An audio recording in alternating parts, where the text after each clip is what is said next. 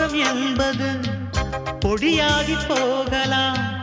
பொன்னாரமே நம் காதலு பூலோகம் தாண்டி வாழலாம். ஆகாயம் என்பது இல்லாமல் போகலாம். ஆனால் நம் நேசமே ஆகாயம் தாண்டி வாழலாம். கண்ணீரில் ஈரமாகி கரையாட்சி காதலே, கரை மாற்றி நாமும் இல்லை கரையேற வேண்டுமே. நாளை வரும் காலம் நம்மை கொண்டாடுமே. தாஜ்மஹால் தேவையில்லை அன்னமே அன்னமே, காடுமலை நதிகள் எல்லாம்